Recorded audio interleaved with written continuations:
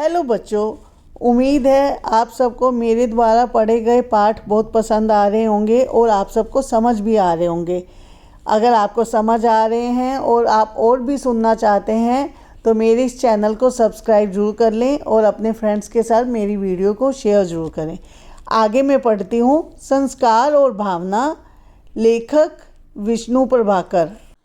पात्र परिचय। माँ संक्रांति काल की एक हिंदू नारी, अतुल माँ का छोटा पुत्र, उमा अतुल की पत्नी, राम सिंह नौकर और मिश्रानी माँ का बड़ा पुत्र अविनाश और उसकी पत्नी। स्टेज पर एक मध्यवर्गीय परिवार के घर के आंगन का दृश्य है। पूर्व की ओर 2 कमरे हैं जिनके द्वार बंद हैं। पश्चिम भाग का द्वार बाहर जाता है, वह भी बंद है।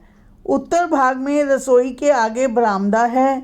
दक्षिण में बड़ा बरामदा है जिसका एक द्वार बैठक में जाता है, दूसरा बाहर। जो कुछ दिखाई देता है वह स्वच्छ, सुंदर और उचित स्थिति का प्रतीक है। बैठक में एक सोफे का एक अंश दृश्य में आता है। रसोई के पास स्वच्छता है और अलमारी में उचित सामान व्यवस्थित रूप से रखा हुआ है। आंगन में एक और पलंग पड़ा है, दूसरी ओर 2 कुर्सियां तथा एक छोटा टेबल। टेबल पर नाश्ते का खाली बर्तन है। पलंग पर उमा लेटी है। वह युवती और रूपवती है। पर्दा उठते समय वह कोहनी पर बाहर टिकाए शून्य को ताकती दिखाई देती है। साड़ी अस्त व्यस्त है। कुंडलाकार कर्णफूल केशों में होकर कपोल पर आ गया है। आगे खुली पुस्तक है। वह पढ़ते पढ़ते सोचने लगती है। सहसा धीरे से फुसफुसाती है। उमा अपने से बातें करती सी, जिन बातों का हम प्राण देकर भी विरोध करने को तैयार रहते हैं, इस समय आता है वे ही बातें हम चुपचाप स्वीकार कर लेते हैं। फुसफुसाकर वह फिर पुस्तक देखती है, फिर शून्य में दृष्टि गड़ा देती है। उसकी आंखें गंभीर हैं। उसके मुख पर आने वाली संध्या की रक्तिम आभा सौंदर्य बिखेर रही है। वह इतनी खोई हुई है कि नौकर रसोई के बरामदे में आकर बर्तन उठा ले जाता है, पर वह नहीं देखती। उसका सिर उसी तरह खुला रहता है और दीवा की किरण कर्णफूल पर चमकती है। उसी चमक में केशों की स्निग्धता उभर आती है। तभी पश्चिम वाला बाहर का द्वार खुलता है। माँ अंदर आती है। वे वृद्धा है। उसका मुख वेदना से पूर्ण है। आंखों में पीड़ा है और शरीर में थकान। उन्होंने साड़ी पर गरम चादर ओढ़ी है। उनकी पग ध्वनि सुनकर उमा चौंक कर उठती है और आंचल ठीक करती है। माँ उसी के पास आकर धम से बैठ जाती है। बैठती बैठती कहती है, माँ भराए स्वर में, तूने सुना उमा? उमा अचरज से, क्या माताजी? माँ पिछले महीने अविनाश बहुत बीमार रहा था। उमा सच? माँ हाँ। उमा उन्होंने तो कुछ नहीं बताया। माँ वह क्या बताता, वह क्या वहाँ जाता है? उमा फिर भी सुना तो होगा। आपसे किसने कहा? माँ मैं कुमार के घर गई थी, वहीं उसकी मिसरानी ने मुझे बताया। कहने लगी तुम्हारा बेटा तो बहुत बीमार रहा, मर कर बचा। सुनकर मैं शर्म में पड़ गई। मेरा बेटा बीमार रहे और मुझे पता भी ना लगे। आंसू भर आते हैं। सवर लड़खड़ाता है। बचपन में उसे कभी खांसी भी हो जाती थी तो मैं कई कई दिन तक ना खाती थी ना सोती थी। वह बहुतेरा समझाते थे, नाराज भी हो जाते थे, पर नहीं मानता था और अब आगे नहीं बोला जाता। फूट फूट कर रो पड़ती है। उमा करुणा से द्रवित उनको संभालती है। सांत्वना से भीगा स्वर, माताजी रो मत, इसमें आपका क्या अपराध? माँ उसी तरह अपराध और किसका है, सब मुझी को दोष देते हैं। मिसरानी कह रही थी बहू कैसी भी हो, पर उसने प्राण देकर उसने अपने पति को बचा लिया। अकेली थी पर किसी के आगे हाथ पसारने नहीं गई। केवल 1-2 बार मिसरानी ने दवा ला दी थी, वरना समय दवा लाती थी, घर का काम करती थी और फिर अविनाश को देखती थी। उमा टोक कर, पर माताजी भाई साहब को हुआ क्या था? माँ हैजा। उमा चौंकती है, हैजा? माँ मर कर बचा है बेटी, 10 दिन बीत गए पर अभी तक दफ्तर नहीं जाता। उमा कैसा अचरज है, उन्हें पता भी नहीं लगा। माँ, पता लगा भी हो तो क्या, वह बताने वाला है। उमा चोट खाकर, पर माताजी यह तो। माँ विद्रूप से, मैं जानती हूँ, मेरे ही तो बेटे हैं। माया ममता किसी को नहीं छू गई। हर बात में देश धर्म और कर्तव्य की दुहाई देना उन्होंने सीखा है। आखिरकार उनका बाप भी तो ऐसा ही निर्मम था। मुझे याद है, जिस समय अतुल छोटा सा लड़का रहा, बचने की कोई आशा ना थी, उस समय वे शांत मन उसको धरती पर लिटाने के लिए सामान हटा रहे थे। दुनिया ने दांतों तले उंगली दबाकर कहा था, ऐसा भी क्या बाप जो अपने बेटे के लिए भी नहीं रोता। उसी बाप के ये बेटे हैं। मुझे सदा इन्होंने माया ममता में फंसी हुई कहकर कोसा है, सदा मेरी निंदा की है। चोट पर चोट खाकर उमा तिल मिलाती है। उसके भाव पलटते हैं। करुणा पहले खींच फिर हल्के रोष में बदल जाती है। उमा, लेकिन माताजी, इसमें सब दोष भाभी का है। माँ, वह तो है ही, पर बहू। उमा बात काटकर, मैं अच्छी तरह जानती हूँ, वे देखने में बड़ी भोली लगती है, परंतु। माँ चौंक कर, भोली? उमा, हाँ, बहुत भोली माताजी, बहुत प्यारी। जो एक बार देख लेता है वह उस रूप को नहीं भुला सकता, बार बार देखने को मन करता है। बड़ी बड़ी काली आंखें, उनमें शैशव की बोली, मुस्कुराहट, अनजान में ही लज्जा से लाल हुए कपोलों पर रहने वाली हंसी।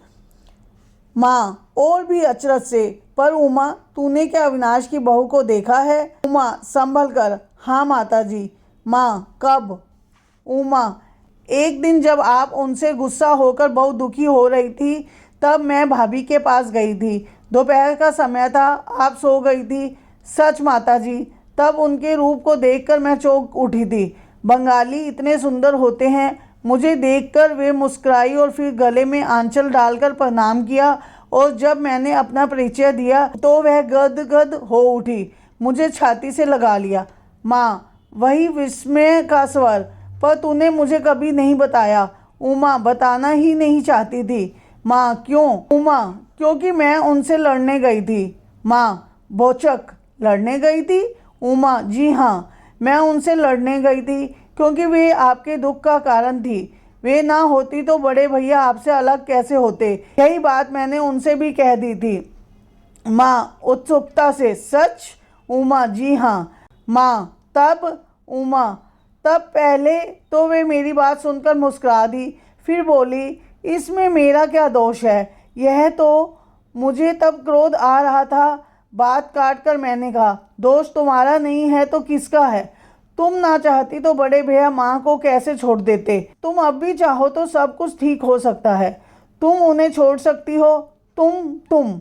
माँ चौंकती है। उमा, उमा, ये क्या कहा तुमने? उमा भावावेश में, हाँ, मैंने स्पष्ट कहा था, माँ को बेटे से अलग करना पाप है। माँ का हृदय तोड़ना अत्याचार है। उस अत्याचार को दूर करने के लिए प्राण भी देने पड़े तो कम है। माँ उत्सुकता से, तो उसने क्या कहा? उमा, वह बोली, बहन, मैं मानती हूँ माँ बेटे के संबंध बढ़कर और कोई संबंध नहीं है। पति भी वह जिसके लिए उसे समाज की ही नहीं वरन अपने हृदय की साक्षी दी है, जिसे वह प्यार करती है, उसके कहने पर वह प्राण दे सकती है, परंतु उसको दुखी करके वह किसी को सुखी करने की कल्पना भी नहीं कर सकती। करेगी तो वह पापिन है। सोचो, तुम समय पत्नी हो, यद्यपि तुमने मेरी तरह पति का वरण नहीं किया, फिर भी तुम उससे प्यार करती हो। मुझे यह बात बुरी लगी। मैंने कहा, सब पत्नियां अपने पतियों को प्यार करती हैं, मैं भी करती हूँ, प्राणों से अधिक प्यार करती हूँ। सुनकर वह घबराई नहीं, चौंकी भी नहीं।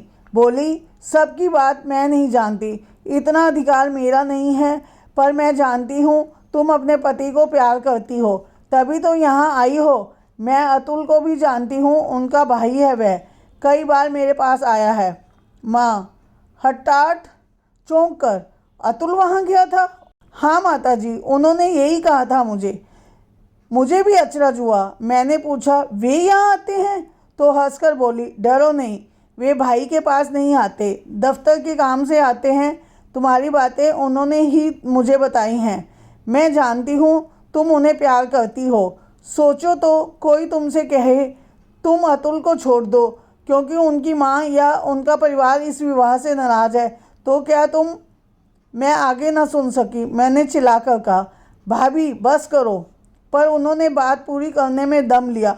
बोली, तो क्या तुम उन्हें छोड़ दोगी? बोलो। तब मैंने त्रस्त होकर कहा, नहीं भाभी, मैं नहीं छोड़ सकूंगी, चाहूँ तब भी नहीं। सुनकर वे मुस्कुराई, कहने लगी, अच्छा अब छोड़ो इन बातों को, अभी तो आई हो, अभी ले बैठी ये पचड़े। आओ अंदर चलें। पर माताजी, मुझे न जाने क्या हो रहा था, मेरा अंतर्मन कांपने लगा। मैं उन्हें देखती थी तो जैसे मोहिनी सी छा जाती। मैं थी भी और नहीं भी। मोहग्रस्त आदमी होता भी है और नहीं भी होता। पर हुआ यही, मैं वहाँ ना ठहर सकी, वह पुकारती ही रह गई। माँ स्वपन से जागकर, तो तुम चली आई? उमा, हाँ। माँ गंभीर वेदना से स्वर, उमा, पर तुम वहाँ हो तो आई, अतुल भी जाता है, तुम सब जाते हो, तुम तो निर्मम हो और मैं मोह ममता में फंसी हुई हूँ, उसकी सूरत को तरसती हूँ। कैसी उल्टी बात है। उमा क्षमा का स्वर, पर माताजी हम क्या उनसे मिलने गए थे? हम तो। माँ बीच में टोककर, कहते हैं चेतन से अचेतन अधिक शक्तिशाली है, उसमें अधिक आकर्षण है, इसलिए तुम एक दूसरे के प्रति खींचे, चाहे वह प्रेम था चाहे घृणा थी, पर असल बात रक्त के खिंचाव की थी, वह होकर ही रही। स्वर डूबता है, काश कि मैं निर्मम हो सकती, काश कि मैं संस्कारों की दास्तां से मुक्त हो सकती, हो पाती तो कुल, धर्म और जाति का भूत मुझे तंग ना करता, मैं अपने बेटे से ना बिछुड़ती। उसने मुझसे कहा था, संस्कारों की दास्तां सबसे भयंकर शत्रु है। उमा, यह बड़े भैया ने कहा था? माँ, हाँ उसी ने कहा था। मैंने उसे बहुत समझाया, अपने प्रेम की दुहाई दी, पर वह सदा ही कहता रहा, हाँ संतान का पालन माँ बाप का नैतिक कर्तव्य है, वे किसी पर एहसान नहीं करते, केवल राष्ट्र का ऋण चुकाते हैं, वे ऋण मुक्त हों यही उनका परितोष है। इससे अधिक मोह है इसलिए पाप है। पर मैं क्या करूं? मैं जो इससे अधिक है उसी को पाने के लिए आतुर हूँ। मैं ही क्यों, सभी माता पिता यही चाहते हैं। तभी मैं समझती हूँ उस डाकिन ने मेरे बेटे को मुझसे छीना है, पर वास्तव में दोष उसका नहीं है। उमा, माताजी लगता तो मुझे भी ऐसा ही है। अतुल का प्रवेश, स्वस्थ युवक, सांवला रंग, मुख पर दृढ़ता और आंखों में सौम्यता। उसे देखकर उमा उठती है, क्षण भर उसे देखती है, वह सदा की तरह शांत है, फिर रसोई की ओर चली जाती है। अतुल सीधे आकर कुर्सी पर बैठ जाता है और माँ को देखकर कहता है, अतुल क्या बन रहा है माताजी? माँ अनसुना करके, तूने सुना? अतुल, क्या? माँ अविनाश बहुत बीमार था, स्वर भीग जाता है। अतुल जूता खोलते खोलते, हाँ उन्हें हैजा हो गया था। माँ अचरज से, तू जानता था? अतुल, हाँ। माँ तूने मुझसे कहा तक नहीं? अतुल, तुमसे कहता। क्यों? माँ क्यों? क्या मैं उनकी माँ नहीं थी? अतुल मुस्कुराता है, माँ तो है, पर सुनकर क्या करती? क्या उसके पास जाती? माँ सहसा जवाब नहीं देती। अतुल फिर कहता है, अतुल मैं जानता था तुम वहाँ नहीं जा सकोगी, और जाने से भी क्या होगा? जब तक तुम उस नीची श्रेणी की विजातीय भाभी को घर नहीं ला सकती, तब तक प्रेम और ममता की दुहाई व्यर्थ है। तुम सब निर्मम हो, निर्मम। माँ बीच में रोककर, मैं निर्मम हूँ? अतुल, निर्मम ही नहीं, कायर भी। जिन संस्कारों में तुम पली हो उन्हें तोड़ने की शक्ति तुम में नहीं है माँ। उमा फिर प्रवेश करती है, उसके हाथ में चाय की ट्रे है जिसे वह कमरे में ले जा रही है, पर बात सुनकर रुकती है, कहती है, उमा लेकिन आप में तो है, आप तो वहाँ गए होंगे। अतुल, मुझे वहाँ जाने के लिए कोई काम नहीं था, इसलिए नहीं गया। उमा, आप भी नहीं गए? प्याले झनझनाते हैं। माँ, है तू भी नहीं गया? अतुल, जाकर क्या करता? उमा विद्रुप से, भाई के मरने का समाचार सुनकर भी आपका हृदय नहीं पसीजता? अतुल शांत स्वर में, उमा यदि तुम भाई साहब को जानती होती तो ऐसी बात नहीं कहती। मुझे तो क्या, वे मेरे डॉक्टर को भी अपने पास नहीं आने देते। उमा, लेकिन फिर भी आप उनके भाई थे, आपको देखकर उन्हें शांति मिलती। वे। अतुल उठता है और नौकर को पुकारता है, राम सिंह पानी ले आओ। शीघ्रता से कोई चलता है, आवाज़ आती है। आवाज़, लाया सरकार। अतुल उमा की ओर मुड़कर, देखो उमा, भाभी से बढ़कर भैया का और कोई भी नहीं। वह कटु सत्य है, हमें स्वीकार करना ही चाहिए। इसलिए उनके होते हमें कुछ भी करने का अधिकार ना ही था और ना ही है। उमा त्रस्त होकर चली जाती है। माँ भी उठती है, नौकर पानी ले आता है। अतुल हाथ मुंह धोने लगता है। कई क्षण केवल पानी गिरने का शब्द होता रहता है। फिर बाहर का द्वार खुलता है। मिसरानी प्रवेश करती है। प्रोढ़ा है और एक फटी हुई ऊनी चादर ओढ़े है। सिमटी हुई अतुल को देखती हुई अंदर चली जाती है। अतुल उसे देखकर भी नहीं देखता। फिर अंदर से बातें करने का स्वर उठता है। शीघ्र ही वह तीव्र हो जाता है। सूर्य की किरणें धीरे धीरे विदा लेती हैं। संध्या विषव के रंगमंच पर प्रवेश करती है, थके विषव को सहलाने के लिए। तभी माँ कमरे से बाहर आती है। वे अब भी उद्विग्न है। उनके पैर डगमगाते हैं। वाणी रुंध हो जाती है। माँ, अतुल तूने और भी सुना? अतुल, क्या माँ? माँ, अब अविनाश अच्छा हुआ है तो उसकी बहू बीमार पड़ गई है। कहते हैं उसके बचने की कोई आशा नहीं। अतुल, हाँ सुना है, उमा का प्रवेश। उमा, क्या सुना है? अतुल, यही कि भाभी मरनासन है। उमा चकित, क्या? माँ, तो तुझे यह भी पता था? अतुल, हाँ माताजी, मुझे पता है। यह भी पता है कि अपने प्राण खपाकर भाभी ने भैया को बचा लिया था, परंतु भैया के पास भाभी को बचाने के लिए प्राण नहीं है। माँ अनसुना करके, अतुल, तो अविनाश की बहू मर जाएगी? अतुल, सुना तो ऐसा ही है। उमा अचरज से माँ को देखती है, फिर पति को। उमा, आप क्या कह रहे हैं? आप वहाँ नहीं गए? नहीं नहीं, आप वहाँ जाइए। अतुल उसी तरह शांत, कोई लाभ नहीं होगा उमा। भैया में एक दोष है, वे जो कहते हैं करना जानते हैं। उनके पास पैसा नहीं है, परंतु उसके लिए किसी के आगे हाथ नहीं पसारेंगे। वे फौलाद के समान है, वो टूट जाता है पर झुकता नहीं। उमा, काम कर, लेकिन भाभी को कुछ हो गया तो? अतुल गंभीर, भाभी को कुछ हो गया तो क्या होगा? सहसा काम कर। नहीं उमा, इससे आगे सोचने का अधिकार मुझे नहीं है। सहसा माँ आगे बढ़ जाती है। माँ, लेकिन मुझे तो है। अतुल उसी तरह, अधिकार तो तुम्हें भी नहीं है माँ, पर तुम सोचो तो तुम्हें कोई रोक भी नहीं सकता। माँ उद्विग्न, तो मैं सोचती हूँ अविनाश की बहू को कुछ हो गया तो शायद अविनाश भी। आगे शब्द नहीं निकलते, वाणी फूट पड़ती है। उमा अवाक उन्हें देखती है। उमा चकित, दुखित, माताजी माताजी। माँ, हाँ बेटी, मैं उसे जानती हूँ, वह नहीं बचेगा, नहीं बचेगा। उमा कंपित स्वर, माताजी आप क्या कह रही हैं? अतुल गंभीर, माँ तुम इतना जानती हो? माँ, हाँ उमा, अतुल, मैं ठीक कह रही हूँ, वह नहीं बचेगा। उसे बचाने की शक्ति केवल मुझी में है, केवल मुझी में। फिर अचरज, उमा अतुल एक साथ। माँ उसी तरह। अतुल, इसलिए मैं कहती हूँ तू एक बार मुझे उनके पास ले चल। वह निर्मम है पर मैं माँ हूँ, मुझे निर्मम नहीं होना चाहिए। मैं उसके पास चलूँगी। उमा हर्ष से कांप उठती है। अतुल उसी तरह गंभीर है। उमा, माँ तुम कितनी अच्छी हो। अतुल गंभीर, अभी चलो माँ, पर चलने से पहले एक बात सोच लो। यदि तुम उस नीच कुल की विजाइता भाभी को इस घर में नहीं ला सकी तो जाने से कुछ लाभ नहीं होगा। माँ अपेक्षाकृत शांत, जानती हूँ अतुल, इसलिए तो जा रही हूँ। अतुल हर्षित होकर, ऐसी बात है तो चलो माँ, अभी चलो। पुकार कर, राम सिंह टांगा लाओ अभी इसी वक्त। और उमा तुम भी चलो शीघ्र। उमा कहता हुआ वह बड़े कमरे से होकर बाहर जाता है। उसकी आंख भर आई। माँ और उमा कई क्षण तक शून्य में ताकती रहती हैं। वातावरण में शांति और सिंगद्धता है। सहसा उमा को पुस्तक के वाक्य याद आते हैं। वह फुसफुसाती है, उमा, जिन बातों का हम प्राण देकर भी विरोध करने को तैयार रहते हैं, एक समय आता है जब चाहे किसी कारण से भी हो, हम उन्हीं बातों को स्वीकार कर लेते हैं। उसका मुख प्रकाश से मुखरित हो उठता है।